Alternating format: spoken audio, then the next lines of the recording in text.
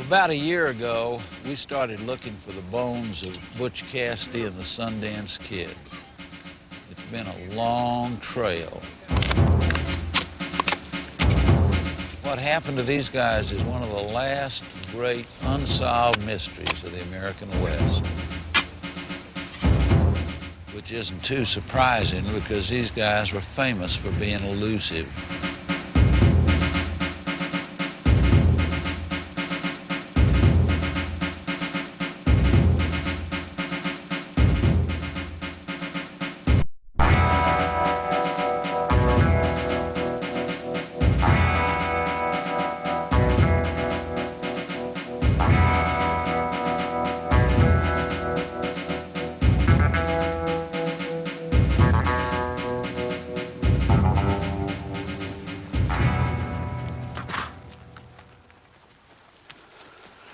There it is. That's a hole in the wall.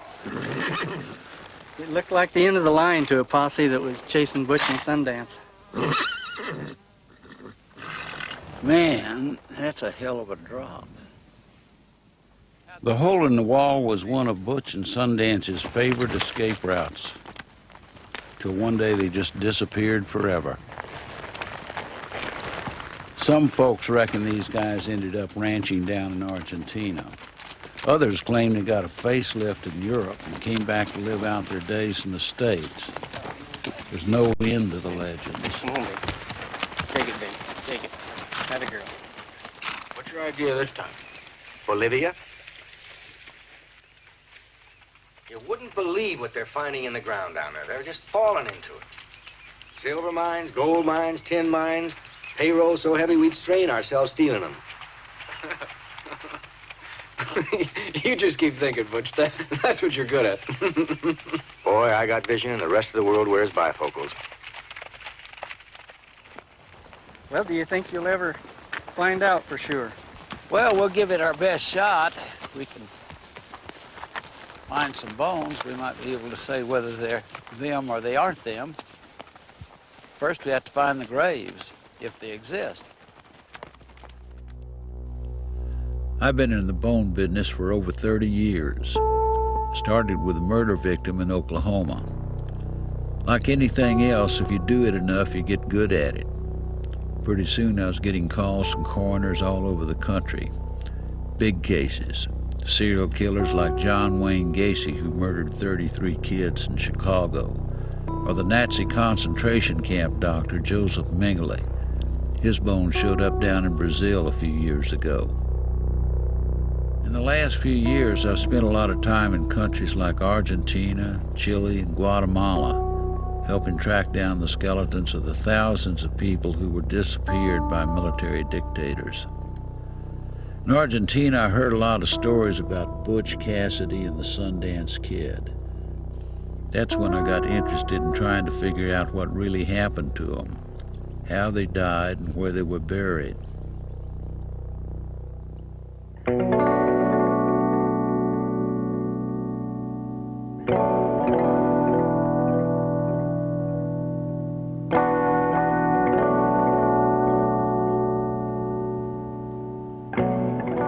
Butch Cassidy had his first run-in with the law in Wyoming.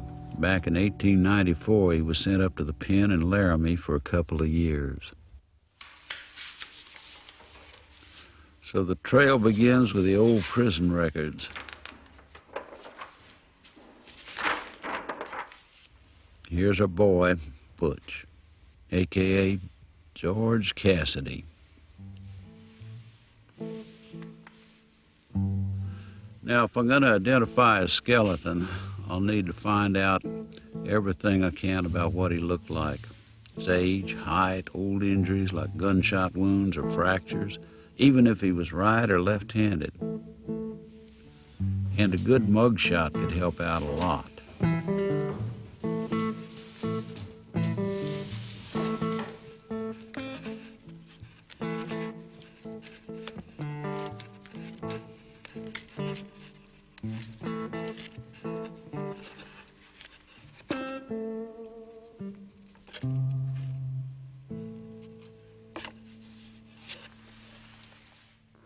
Why did they send Butch up here?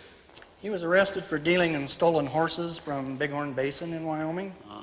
He arrived without shackles. The sheriff trusted him that much. And I don't think the reality hit him until he saw these bars. You don't have enough room to swing a rat in here, do you? He promised it was his first and last time to ever serve time in a penitentiary or any prison, and Well, I bet it made an impression on him. If you can't do the time, don't do the crime.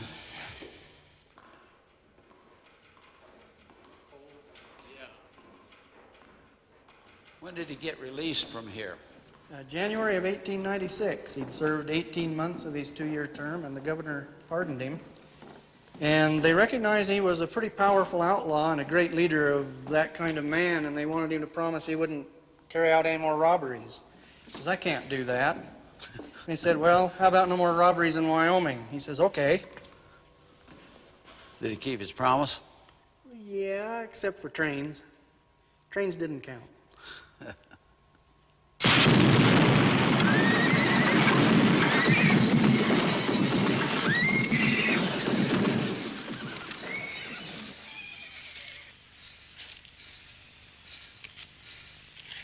Think you used enough dynamite there, Butch?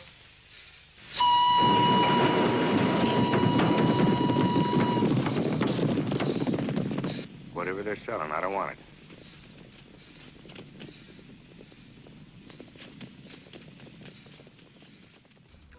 The movie was right. They sure did use a lot of dynamite. And the railroad company did hire a posse to track them down. By about 1900, Cassidy's gang, the Wild Bunch, had robbed 5 trains, 3 banks, and a mine payroll. Their total haul was over $200,000. That'd be about $2.5 million today. Those guys were pros. They never left anything to chance. Like when they made their getaways, they always had relays of fresh horses stationed along their route. They just seemed to vanish into the hills and canyons. But back about 1901, they made a bad mistake. They decided to get duded up and have their picture taken. The photographer, impressed with his clientele, put it in his studio window where a Pinkerton detective saw it. The Pinkertons copied it and used it to make wanted posters.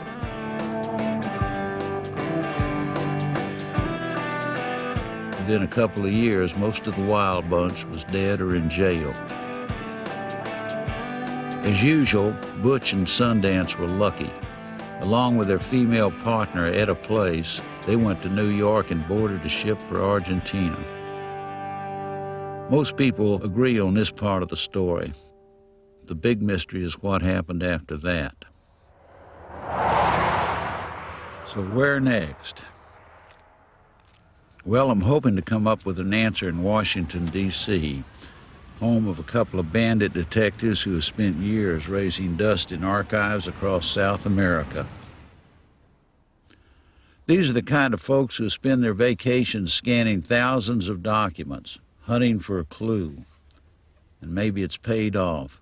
Dan Buck works for Congress by day, but he and his wife Ann Meadows spend their nights on the outlaw trail, obsessed, maybe even possessed by this legend. What kind of information do you need about the outlaws, their physical description or their peculiarities? What exists? Let me ask that. Well, we have some notes from the Pinkertons. They interviewed Fanny Porter, who was a madam of a whorehouse in Fort Worth, and she mentioned that the Sundance Kid used to have a gold tooth in front on the left side, but he had it taken out and a white one placed in its stead. Is that as good as an X-ray, Clyde? Well, no, not as good as an X-ray, but I would assume that a Texas prostitute would be at least as reliable as the average dentist. Now, this is their cabin in Patagonia, where they live peacefully raising horses and cattle and sheep. Now, after they were ranching for 4 years or so, they went back on the outlaw trail. They robbed this bank in southern Argentina. This was 1905. And they escaped over the Andes into Chile, worked their way up into northern Chile, up to Antofagasta, about 1906. And then they started commuting up into Bolivia, southwestern Bolivia, and robbing mine and railroad construction payrolls. This is the mine company they held up in 1908 that led to their fatal encounter with the Bolivian military. And we found these records in 1987 when we were down there. So you're saying they were killed in Bolivia. Right. But, you know, in Argentina, you run into stories that they were killed and buried down there after one of these robberies. What do you think of that? Well, that's the George Washington slept here syndrome in outlaw history. Everyone has their own story about where they died or where they were last seen alive. We've collected more than 20 versions of their deaths in every place from a brothel in New Mexico to a back alley in Paris. So we've slowly been trying to piece this whole thing together via the mine company records. This is the cemetery where we've been told they were buried. It's the little short little monument there that's crumbling concrete. Oh, yeah. One complication with the cemetery in San Vicente, and that is in the 1920s, an American mine engineer reported that there were two other Europeans buried alongside or in between, in the vicinity of Butch Cassidy and the Sundance Kid. One was blown up defrosting dynamite in an oven, and the other shot himself getting off a mule. Well, so you mean that pokey little cemetery up there's got 4 gringos in it? It's possible. So we may have an embarrassment of riches when we get down in there. This is where you think they were buried then? San Vicente's right up in here, 14,500 feet in the Andes. High, windy, and cold. We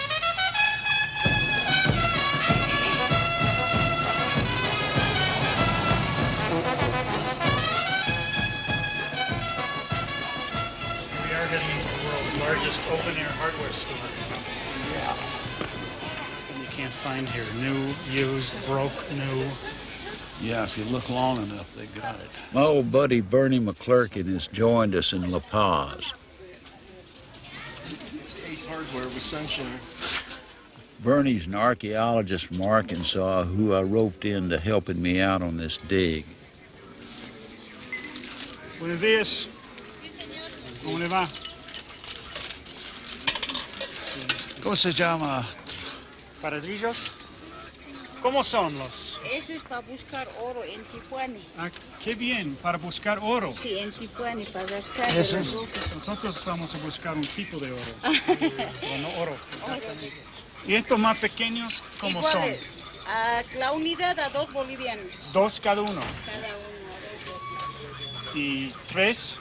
¿Qué tal 3 para 5? Está bien. Muy bien. What are you going to use that for, a dowsing rod or something so you can find the grave?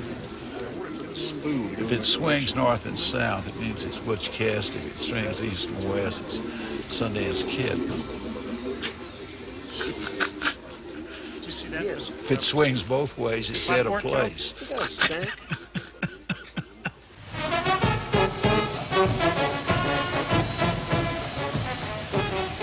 For Dan and Ann, a trip to La Paz wouldn't be complete without a visit to an archive. Every time you come back to a place, you find another person who knows somebody who works somewhere, who has Well, what they heard found here could be important. It's some correspondence between Bolivian officials and an American diplomat in Chile. to the minister of He was writing on behalf of an American woman about the disappearance of a couple of gringos in Bolivia. Knew the men who were apparently killed in this robbery. The vice consul was attempting to settle the Sundance Kid's estate because he came up into Bolivia and never came back. Basically, this letter gives us a connection between Butch Cassidy and the Sundance Kid and the 2 guys who were killed and buried in In San Vicente. Exactly.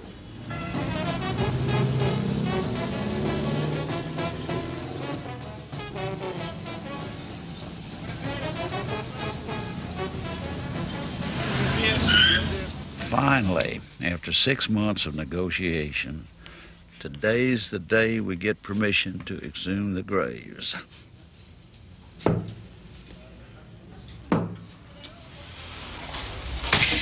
Get a meter of this and a meter of that.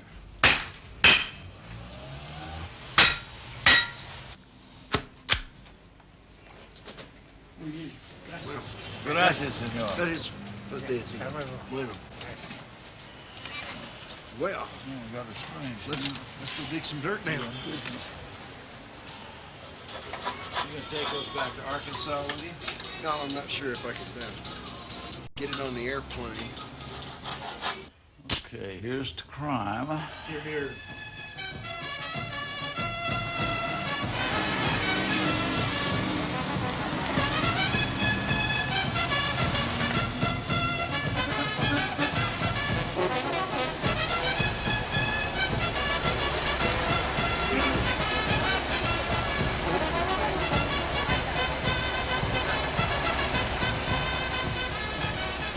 Where we're going, there's not a lot of oxygen. I thought we'd better take along a little extra for the non-smokers. They use a lot more of it than I do.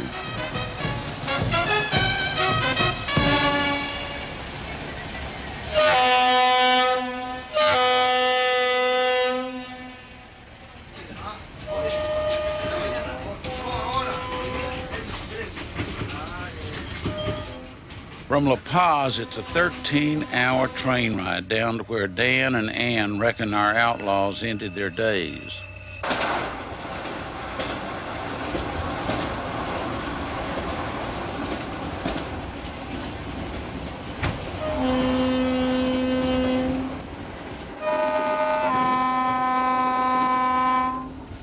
Clyde, what we've got up ahead here is the Eucalyptus train station.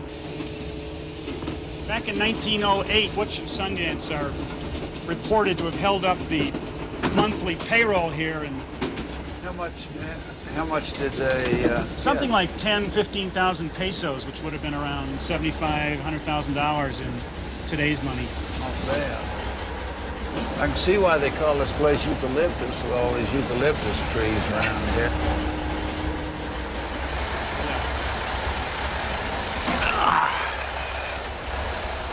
Was this the original station? This is the station, right. This is the original station. So this was just being finished in August of 1908. So because the train opened, the line opened a little later in the year. So this is just as it probably was then. What'd they do? Walk into the... Well, no, they were on horseback or mules. Yeah. And the details in the newspaper are pretty sketchy. They just showed up here and made off with the payroll. Ran out of town east towards the eastern Andes, where they hid out for a couple of months.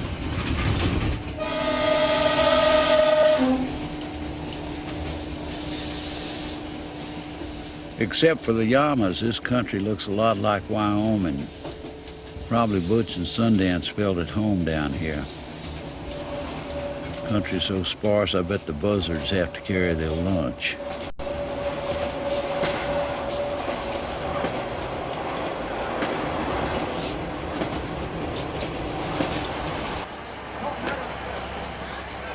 Now, Tepeza's the end of the line. More ways than one. Probably hasn't changed much since Butch and Sundance rode into town.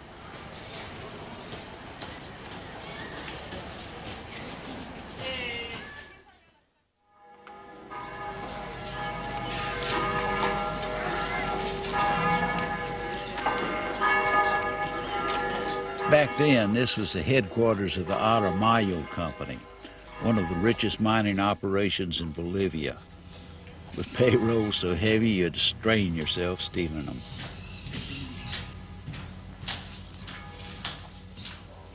Somewhere in here, Dan and Ann made one of their most important discoveries. Hola, ¿cómo está? ¿Cómo está? Archivo. Hey, Clyde, how you doing? great. What's going on? Well, we're doing a little research here.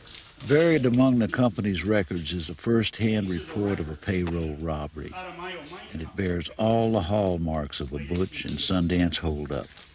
This is a note that the man they held up, whose name was Carlos Perot, a couple hours after he was held up, he met a friend on the trail, and he scribbled this note. And what it says is, at 9:30 this morning, we were met by two Yankees, well-armed and with bandanas around their faces, and they took the 15,000 peso cash shipment that they were carrying, and, this is the best part of all, the company's favorite mule. And then he tells them to sound the alarm. This book over here has all the telegrams in it, and the first one says, "This morning, our agent Perot was assaulted." And then these pages just go on and on where they're telegramming offices all over Bolivia. In northern Argentina and Chile. So the word went out fast.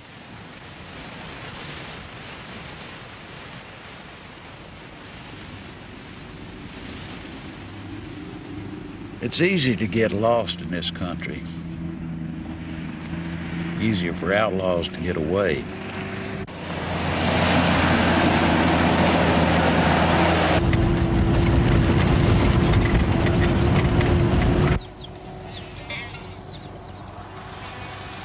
I'd hate to be in a posse chasing bad guys across these mountains. I bet when the bandits rode over this hill, even San Vicente looked good. Place to get out of the wind, have a beer, and bed down for the night.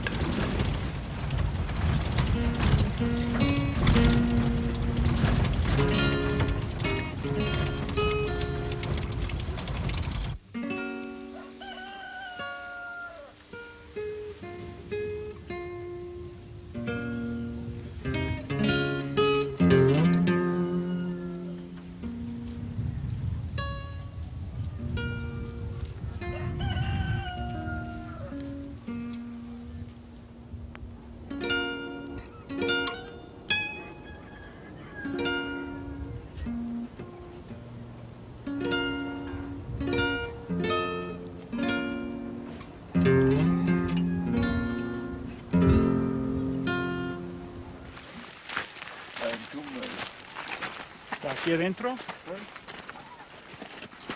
Hay muchas tumbas aquí, ¿no, señor Montes? Y su padre está vivo en esta época, ¿no? Su padre está vivo en la época de los bandoleros, ¿no? Sí, pues, ahora está hace rato. Entonces, él le dijo, él le dijo sobre el local, ¿no? De la tumba. Sí. There must be hundreds of graves packed in this cemetery. We're dependent on Senor Rizzo to find the right one.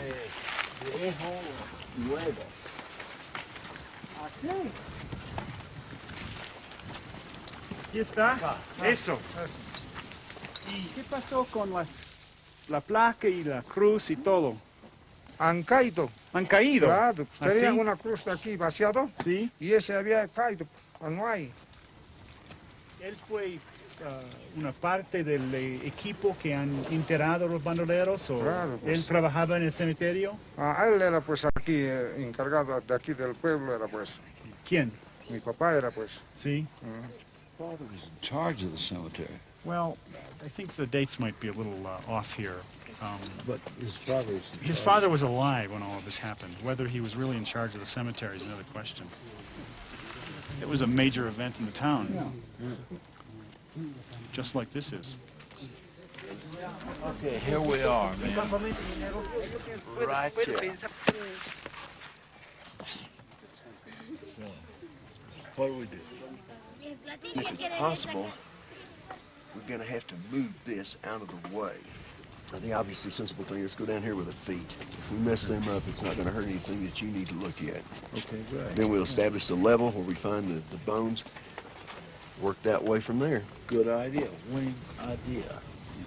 Winner idea. They think it's a good idea, Tuck. Hey, Lalo, do you have the rope? Permítelo. We do need spade. Hay que hacer mucho frío, muy ricaza.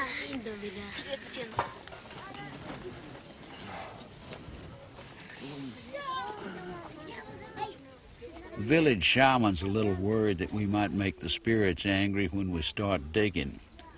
So we're going to have a little ceremony to placate them.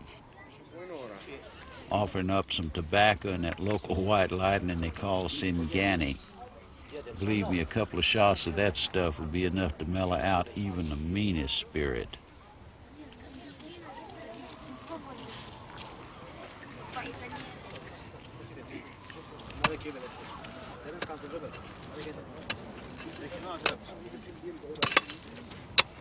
As the hole gets deeper, the winds grow stronger and colder.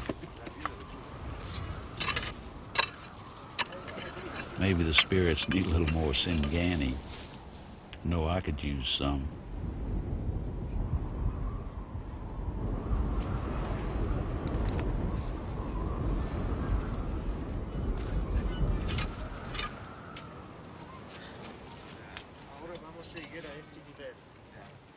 At the top, the middle, and then there's a third one down here. Now, the top of the grave that we're after has to be below the base of that third monument, because when you fill the grave in, you put the monument on top, right? It's time for Eric Stover to get his hands dirty. He's the guy who first got me involved in investigating the disappeared in Argentina. And today's the first to strike bone. Okay, what you got here is a femur, left, held by the head. And because of the size here, a very small person, probably a female. All of this stuff looks like it came from whatever grave was dug at that time, and the interior was just spread around. With a very limited amount of consecrated ground in the graveyard, they follow the custom down here of burying people over each other. As the new graves are made after 40 or 50 years, they'll go in and they'll make a grave on top of an old grave. So in the course of digging those graves, bones get scattered.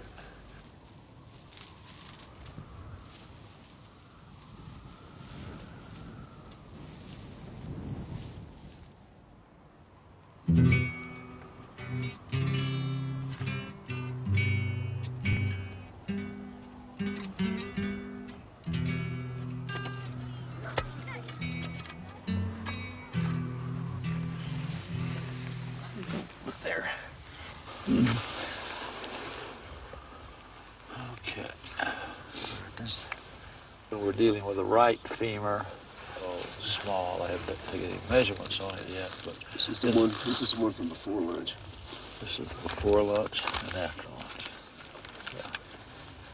Where would this go on To my measure body? it's your thigh bone. It would go right here. Yeah. And how tall are you? Not very tall. 5'7". 5'7". This person was shorter than you are, by Uh-huh. about at least 3 inches. So it looks like we may have to go a little deeper. Yes. Yep. Okay. We're at 41 inches to the base of the third block of the tomb. We got to the ground surface that we feel confident is the ground surface at the time Butch and Sundance were buried. If they're down there. The way it looks right now, we've probably got another, maybe as much as 2 feet before we'll find what we're looking for. Or if we run into bedrock or simply sterile earth, we know that we have gotten to the bottom, and maybe we're in the wrong place.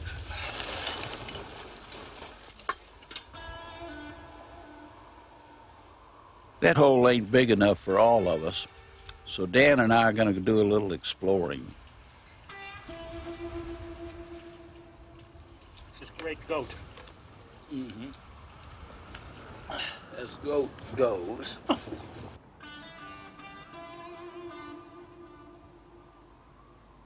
I'm kind of curious to see the place where these gringo bandits staged their final ambush, robbing Senor Perot of his payroll and his favorite mule.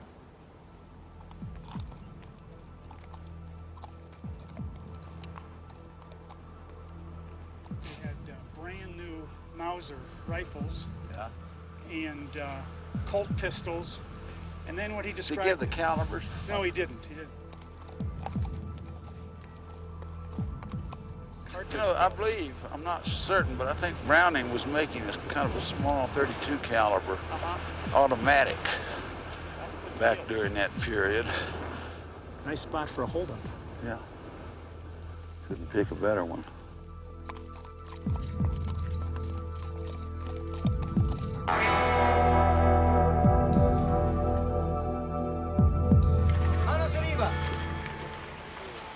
How much you got? It's hardly worth it. I'll poke a mine. I tell you, no more jungle work for me. You're getting to be an old maid. Keep your old maid remarks to yourself if you don't mind. I work in the cities and I work in the mountains. But from now on, jungle work is out. Didn't fire any warning shots. Right.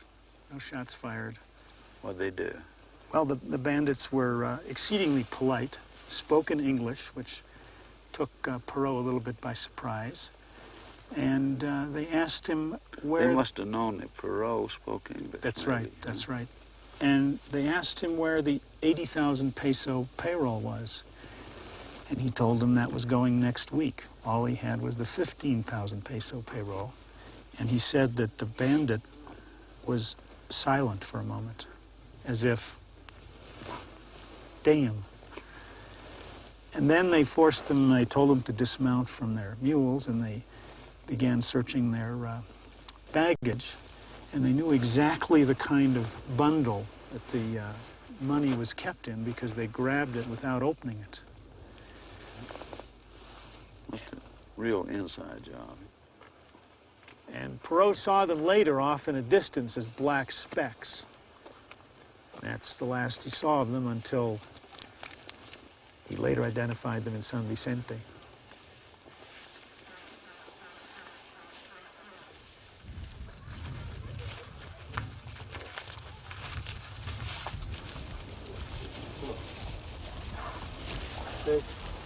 Okay, just sit in there. All right. Yeah. What do we got? What we got? We got a coffin here. What we just uncovered is the lower mandible. Oh. On the molar here. Excellent. Right here at the shadow of the brush handle is a mandible. It's the left side of the mandible. There's a gold filling right there. So if you follow the shadow up here, this area is where the skull is. Well, well, well. This here appears to be some sort of leather vest. Some sort of, appears to be leather at least. And then here is your upper vertebra column here. Yeah. And the way it looks now is the monument sitting right over the pelvic region. I think that. And this here is the side of the coffin. And I believe the other limit of the coffin is on the right side is over here, which hasn't been exposed yet. That's where we're at. Take that mandible out real gentle like. And let's see what it looks like. Okay. I hate to do this, but I'm also going to send my chaplain. Well.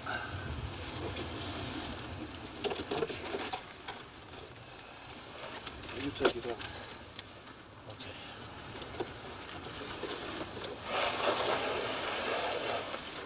Man. Okay, we have a male mandible. Clyde, I've also got the upper mandible here. The maxilla. Maxilla, yeah. Within the age range of the two fellows we're looking for, just based on the dental wear that I see. And this is high quality, it looks to me like dental work. Like people, this is not curbside or Curbside dentist. dentistry, yeah. So whoever this is could have afforded good dental care, and probably took good care of his teeth. Better than average socioeconomic class. Down far enough, that'll be good. Oh, I got the hyoid then. Got the hyoid? Yeah. We have a string now. I think that's it. Okay. This is... Is it or is it? That's one wing. Clyde, what's the hyoid? The hyoid is a small, kind of U-shaped bone right up at the base of your tongue, up in your throat, right up in here. And has a certain medical legal significance because sometimes when people are strangled manually, for example, it'll get fractured. Like this? Yeah. Ooh. Some kind of artifact. Oh, a button. Yeah. Like a jeans button almost. Well, no, it's by his neck. Well, no, it could be a jacket. Yeah. See, I got metal buttons on my jacket. Okay, we've got, this is a left rib. This is a left rib. Got 1, 2, 3, 4, 5. You owe me 4 more left ribs. Yeah, I got you. I got you one and I'm heading for you. Just ask for it, Clyde. Just ask for it. Yes. Because you can't get better service at Wendy's. Yeah, that's right.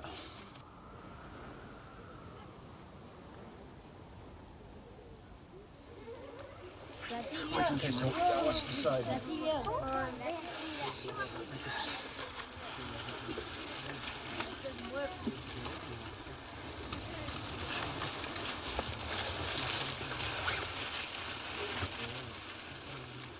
You can send them up if you want.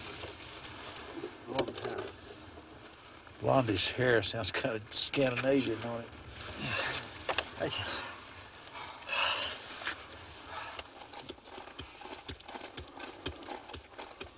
If you'll screen this for me, Roy, and any non-dirt, let's put it that way, we might be looking for some metal fragments from a bullet.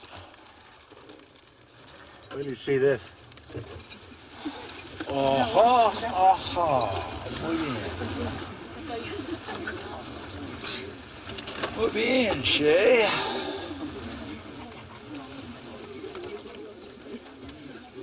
Now this is the kind of stuff we're looking for. Yes, big guy.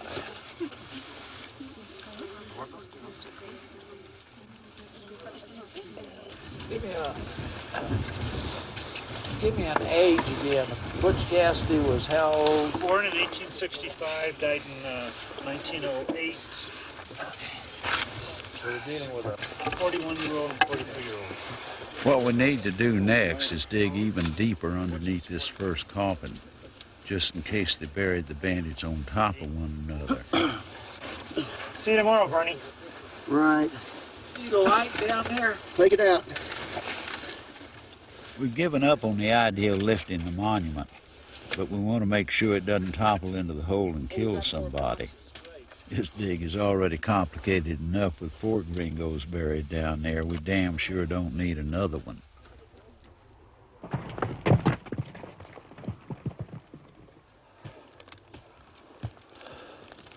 God, did all that fall on my leg? Goddamn right. We told you to go on the left side, Bernie, not the right side. Gee, Okay, how far down did you go? I went about 8 or 9 inches below the bottom of the first coffin, and there's no other wood indication below that, and it's the best looking clean sterile soil I've seen so far in this hole. Okay. So I'm not afraid to say that there's no coffin below this one. So we got to go sideways. Yes, and tomorrow I think I'll go left instead of right. Let's go down for a second. Where's the beer? Let's get out of here. You know, this whole thing could 6 o'clock.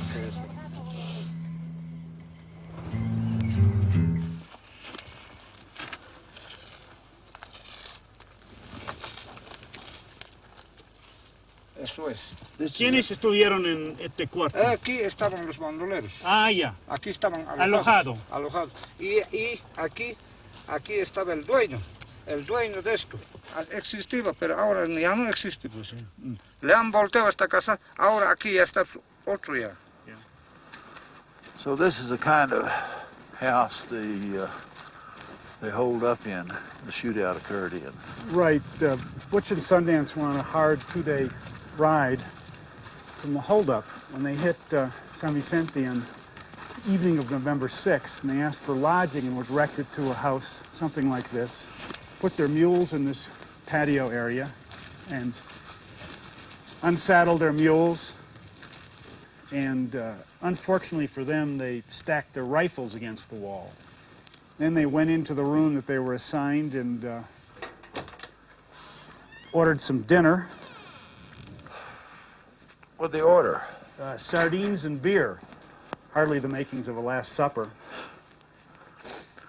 And then the gentleman that showed him the room recognized the mule with the company brand on it, which was a Q. Alerted a small squadron of soldiers and a policeman. And one of the soldiers came in the door to the patio here. Okay. Soldier comes in through the patio door. Bang. They hit him. And he ran screaming out the door and died in a house next door. And then the other two soldiers and the policeman began firing. And the shootout apparently continued for about an hour. Then there was silence.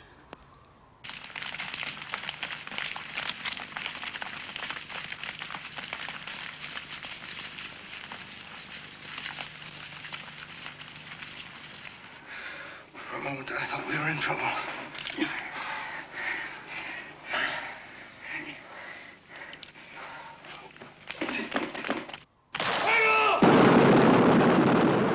According to the Hollywood legend, Butch and Sundance dashed out into the plaza into a hail of bullets from the surrounding Bolivian army. But if the judicial records are accurate, what in fact happened was they were both wounded, and the shorter bandit shot the taller bandit in the forehead and then committed suicide by shooting himself in the temple. This is a considerably less romantic death. So they brought the bodies out here. Right, they laid them out in the patio and they inventoried their personal effects, and among which they found the 15,000 peso payroll that they'd stolen from the Automayo company. Probably did an inquest. Did an inquest and pronounced them dead. Pronounced dead. Acute lead poisoning, probably. Then they buried him in the San Vicente cemetery.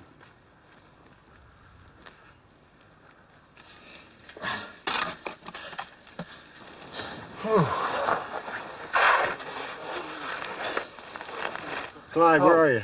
Pretty good. How you doing? What's the problem? Well, tell you where we're at here in a moment. Come on. Got one femur out from under the monument, and we've got it all roped up here.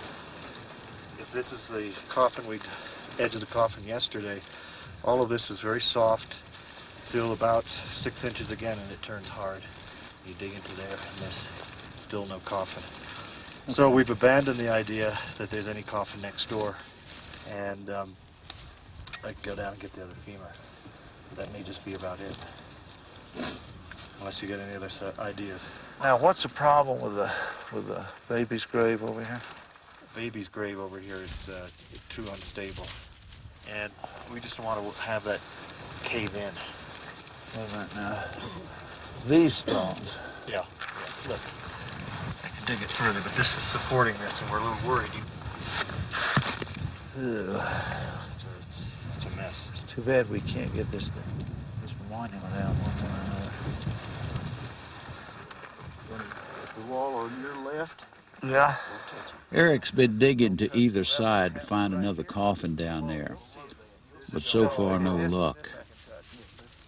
I'd like to try digging down on the other side of the monument, but there's a new grave of a little child there blocking the way. Eric's going to see if the parents would mind us moving the grave, but I wish there was another way.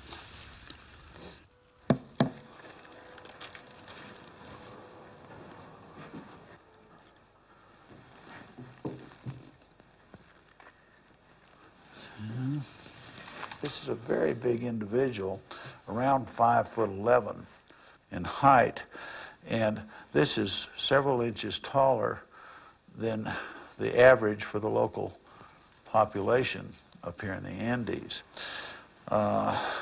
Looking again at the femur or the thigh bone here, one thing that would indicate that this person is European is when we compare it with the same bone from a local person up here. This bone we encountered the other day, it was one of the scattered bones of the grave that we were excavating. And it's broadened out laterally to the side and compressed from front to back. It's a functional adaptation by broadening out this area. The bone provides more surface area for the attachment of the muscles that help you raise your thigh and therefore useful in climbing. In contrast, here that flattening is not present. The cross section of the femur here is almost cylindrical. So this guy was definitely a stranger. Now, configuration of the skull is also pretty definitely Caucasoid. As far as trauma is concerned, we've got one area, a massive fragmentation and fracturing here. Hey, Clyde. We talked to the father. Remember I pointed out where the little grave was? Yeah. Okay, we talked to the father, and he thought that would be all right, but he spoke to his wife, and she didn't want it, and any of the relatives. So we want to respect that. So sure. We're definitely not going to move that grave. That pretty well shuts off any exploration on that side of the tomb. We excavated down to see if there was another casket right in front of the other one, and there's nothing there. Again, it's virgin earth. It hasn't been touched. So that's about it. What do you think? I think we're going to have to go with what we got. What does Bernie say? Bernie says the same thing. Okay. That's it. Let's regroup, have lunch, and figure out what to do. Right. Okay, so what we know we have is we presume that the two graves are situated like this. We know we have one grave here. We're assuming that the two graves are like this and that the monument sits on top here. So what we have to do is turn this from an archaeological operation into a mining operation. And we happen to be in a mining community, so we ought to be able to find the expertise that could help us prop this monument up so it's not going to fall on us, and then just begin tunneling and timbering and shoring right on through here to see if we can find that other coffin and go right under the child's grave without disturbing it, and under this monument. What do you think? The head was up here at this end, the one we got. Hopefully the skull will be at this end of this one, and we may not have to go the whole distance. We can't go anywhere else. Let's go there. Yeah. Impresionante tiene que entrar.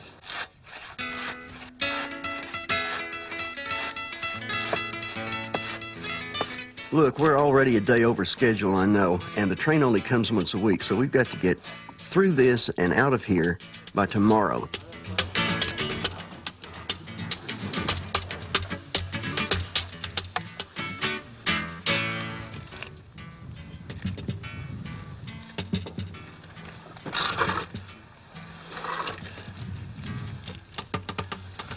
So that's the cranium. Bernie, Yes. this is for you.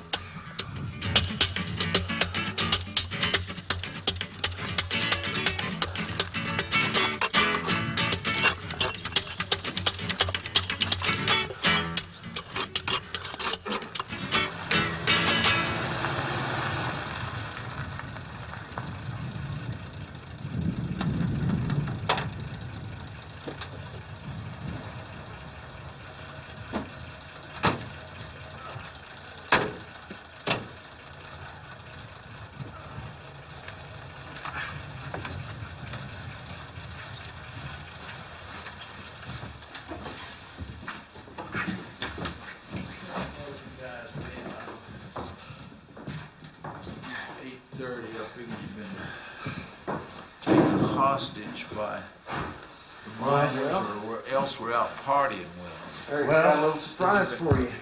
What do we got? Found another casket. I found not the skull, but the cranium. It's got dirt in it. The casket had fallen on top of it. I couldn't find the mandible. Okay. But it's going to be in there tomorrow. And Well, you all done good. And we also found what looks to be the bottoms of boots. Boots from the first grave. Okay. Let me look at this just a second. Now there's quite a bit of dirt inside. But it'll be enough for us to. The dirt is falling out already. I want to save this dirt, though.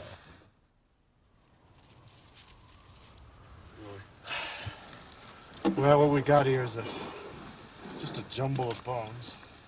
This morning, there's no light at the end of the tunnel, just confusion. And I can see off in the beyond it another skull. Several more skulls came up from the end of the tunnel, but none of them were Caucasoid. And the one from the night before turned out to be a local, too. That leaves us with one complete skeleton. With 4 gringos buried around here, we definitely got one of them.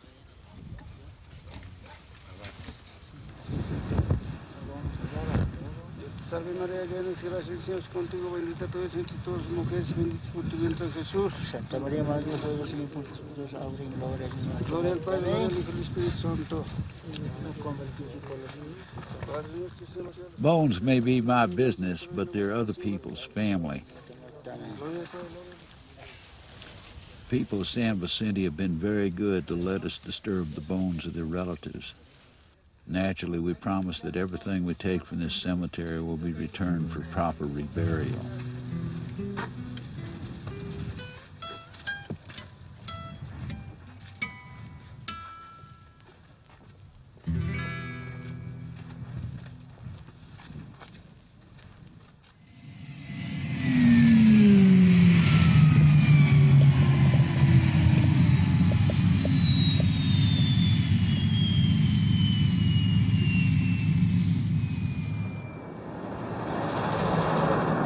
For the next few months, the bones will be in the custody of the Oklahoma State Medical Examiner's office.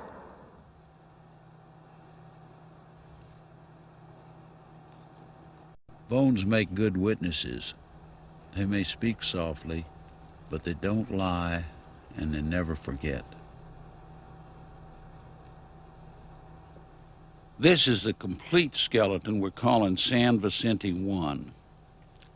I'm trying to work out how old he is, but there's a problem. We estimate the age of males by examining the joint where the 2 hip bones meet above the crotch. Unfortunately, this critical part of San Vicente 1 is badly damaged, but we finally got the age narrowed down between 37 and 45, so it's within the age range of our outlaws. We also know he's right-handed, but so are most people. I learned real soon that this is not a one-man show. There are always people out there who know more about one part or another of this business than I do. The secret is to get a bunch of specialists together and let them go to work on what they do best. Then all I have to do is just kind of lean back and ride herd on them. Take the buckle we found in the grave. I got a microscopist to have a look. The Paris here, P-A-R-I-S, is clear. I was hoping it would be a clear R, but no. I don't know. The apparent U-S here now, it's got a whole different aspect when you look at it this way.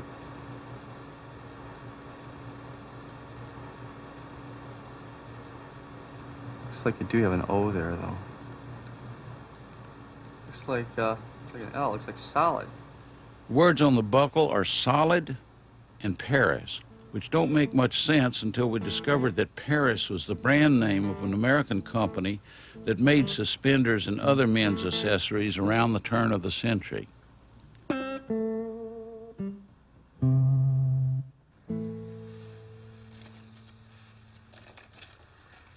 Gentlemen, we found several pieces of leather, obviously parts of boots, in the grave, and I thought I'd bring them over to a couple of real experts and see what you can tell me about them. They were handmade boots because they used wooden pegs in there, and you know, they used wooden pegs all the way around.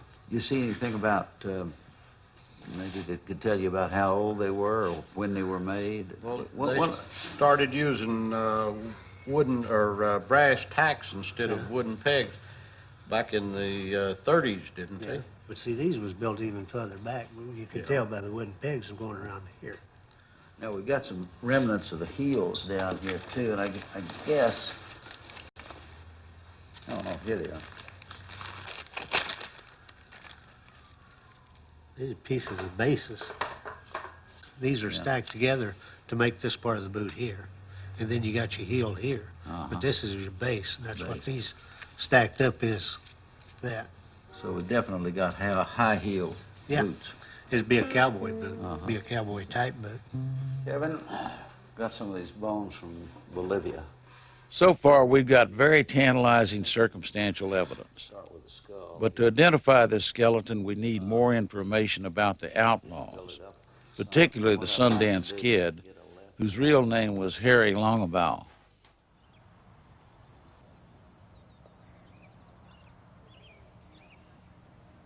Bill, the Sundance Kid was your great-great-uncle, right? One great. Correct. One great. One great. Great-uncle, okay. And Paul? Where does Okay. Paul enter into the picture here? Paul is the son of Florence. Two greats for me. You know, I you do. really look like him. Really. Look at that. And look at this. All you need is a mustache.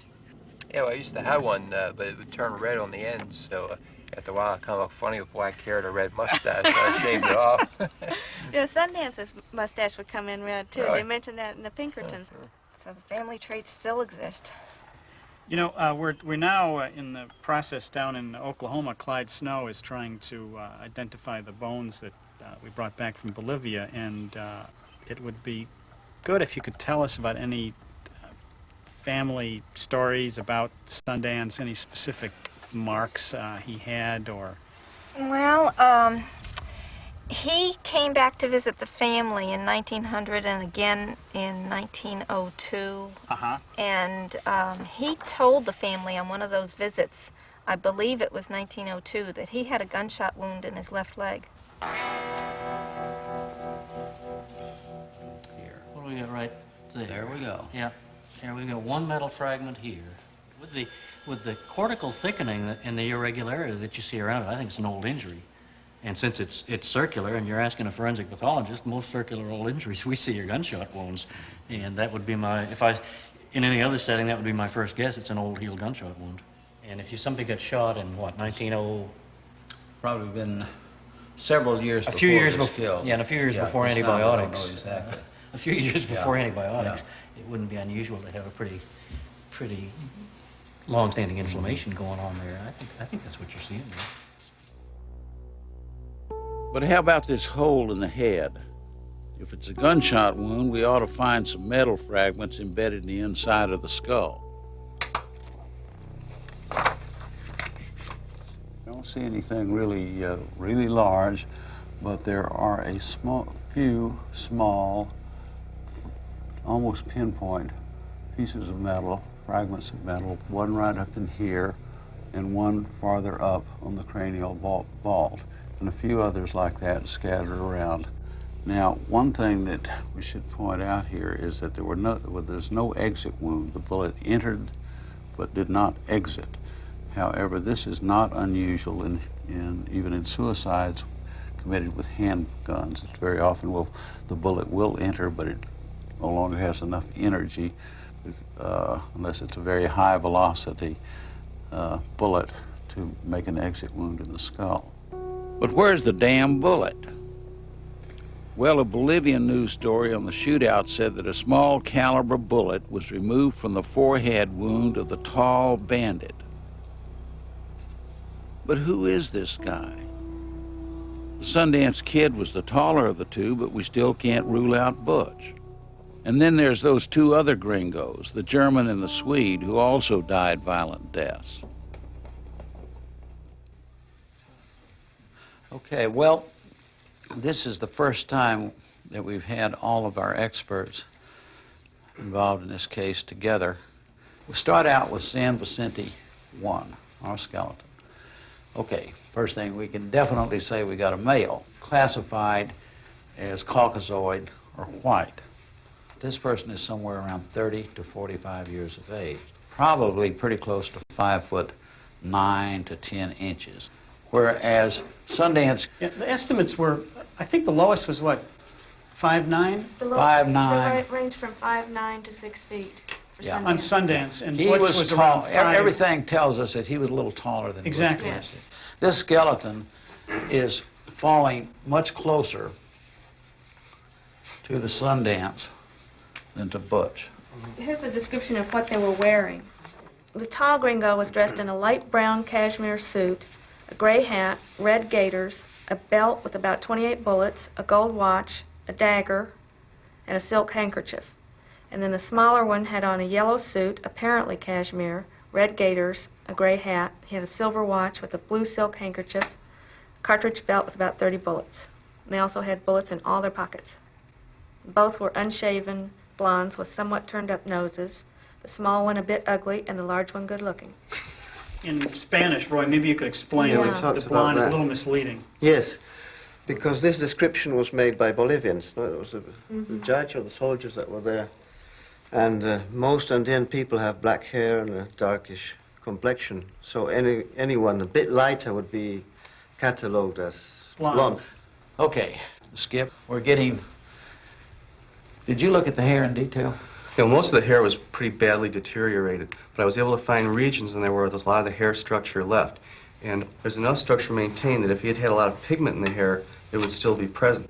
So we can say with a reasonable degree of certainty that whoever that hair originated from would have what we call sandy or light brown hair. And of course, unfortunately, we're dealing with a Swede and a German, so, you know, what's that going to tell us? That, I mean, unfortunately, they're not, it's too bad they're not Italian and Greek.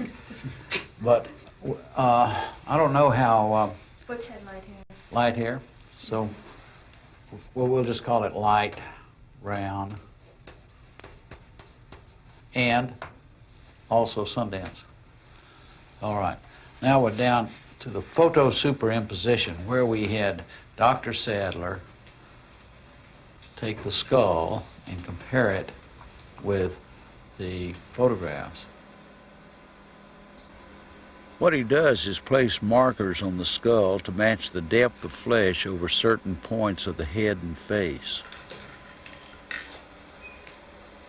He then tries to align a video image of the skull with a photograph. Hey, Mary, can you bring up the image of Butch Cassidy? Orbits and the skull don't match the... It's pretty obvious that this skull does not match Butch Cassidy, so we can forget Butch. There's Sundance. Sundance. Can you make that transparent, please? Now this is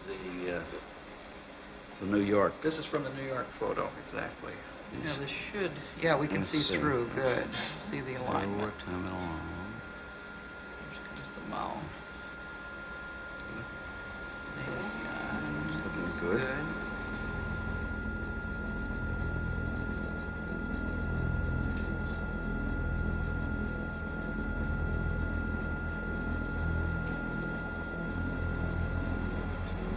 It's looking very good. Nice. Very nice. Look at that.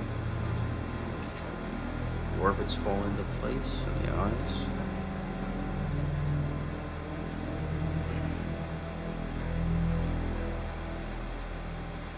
And the contour of the skull. Looking real good. This looks really good. The skull is a good match with the Sundance Kid, but that big hole in the forehead complicates things. The margin of error increases from around 5% to 15% because of that damned hole. Now what about the teeth? Well, I think we can safely say that there's no filling there, no type of restoration there that would have had to been placed later than, say, 1910.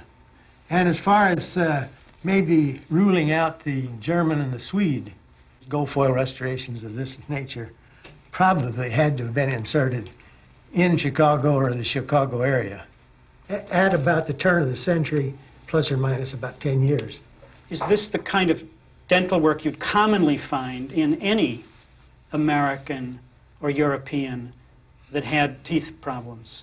No, I don't, not any common individual, because this is very high-grade work and was probably very expensive. Dental work is consistent.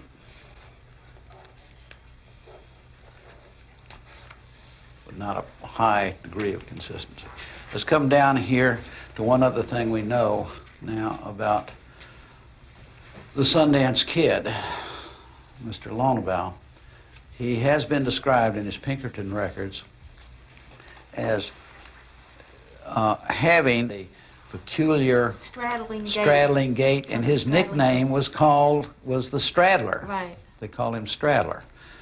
And Henry. Well, I tried to recreate what his gait was and what his stance was.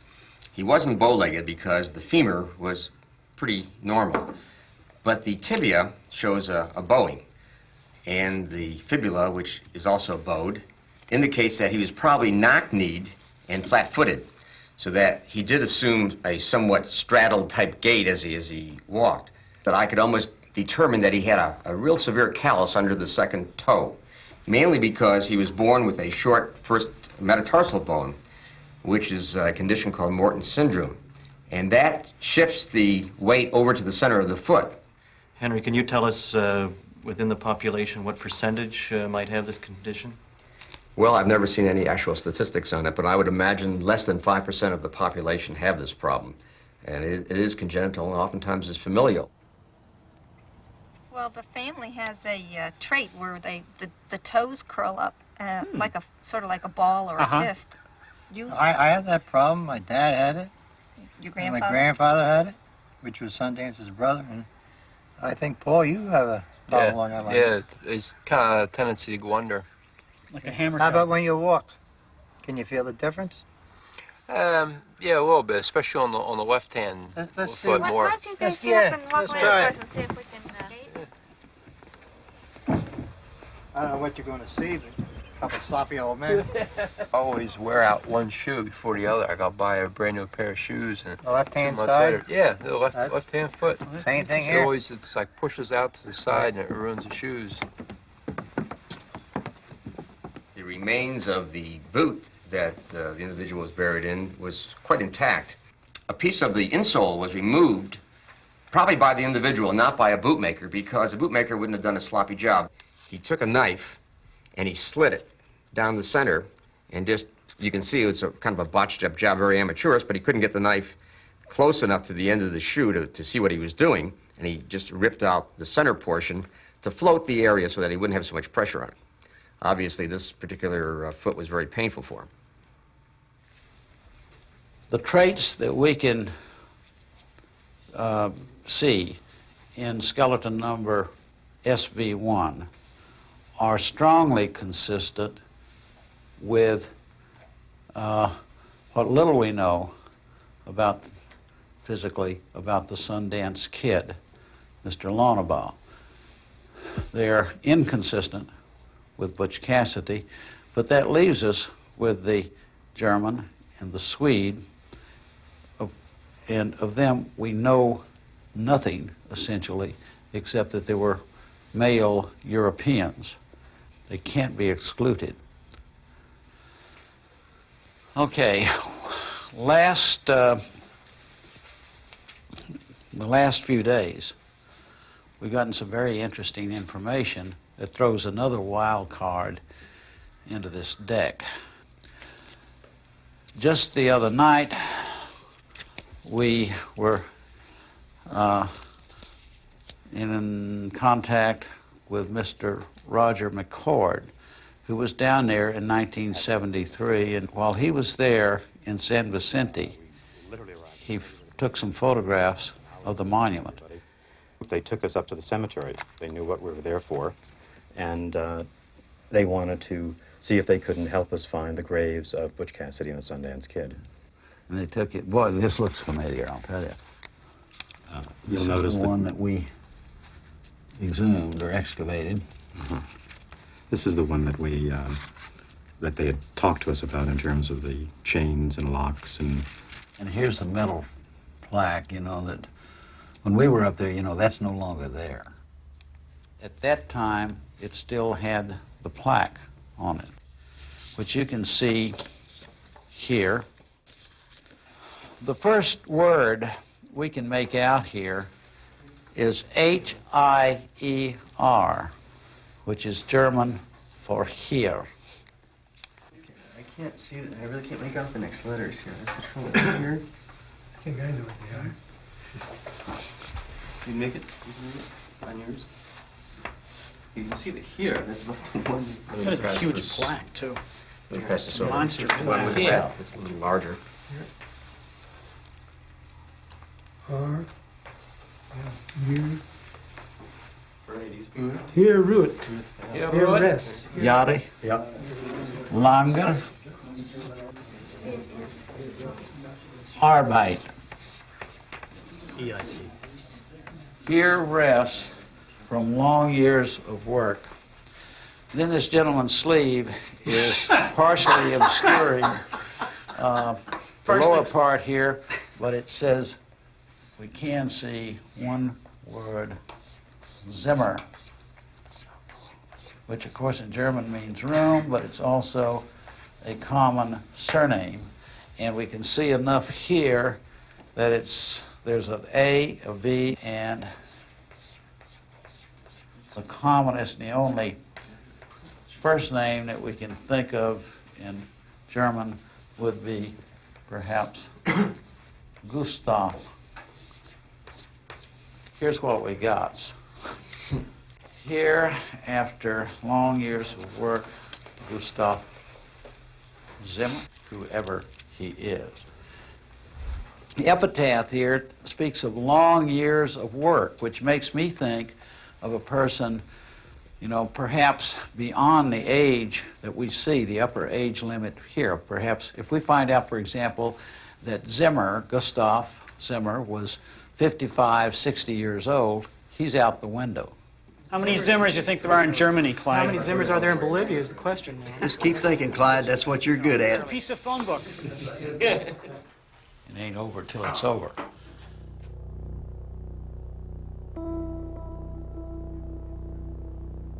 We never did track down Zimmer.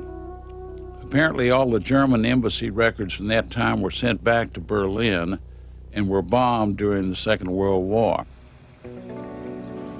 We had one final hope for the kid, this tooth from San Vicente 1.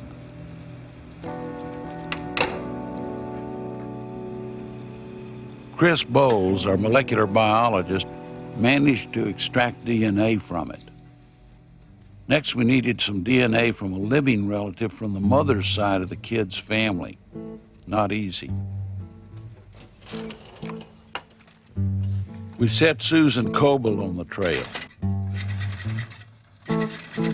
From the few clues we had, she tracked the female line down through 5 generations right into the 20th century. Dr. Fraley Edwards, a mild-mannered professor, was totally surprised to find out that he was kin to a famous outlaw, and he quickly surrendered one of his hairs. Within weeks, Chris had compared the DNA and found a small but significant mismatch. It didn't look good. But with the other evidence pointing towards Sundance, I couldn't help wondering whether those family records might be wrong. There was only one way of being certain about the kid's DNA. It was the last resort, to dig up his brother Harvey. How old were you when you died? 7.5. 7.5. But they lived with us for a year and a half. So. The Longabout family was as keen as us to solve the problem, so they agreed that we could exhume his skeleton. Chris, he's got my DNA, so I can go ahead and touch this. And it's the teeth I that would gives like you to see if I can find this lower jaw here. Yeah. Can you see that? Extracting Harvey's DNA took months, and the result? It matched Dr. Fraley Edwards, but not the skeleton from Bolivia. Shit. I've got a hunch that I'm going to be returning to San Vicente. I still believe that Butch and Sundance are in that cemetery, probably just a shovel away from where we were digging. It's just a matter of finding the right graves. I know they had their last beer in that village, and that one shot the other before turning the gun on himself. These guys made their living by being elusive, and they were professionals. As a scientist, you know, I don't believe in ghosts, but if I did, I'd be willing to bet that they're sitting up on one of those hills around San Vicente, you know, slapping each other on the back and saying, well, partner, we did it again.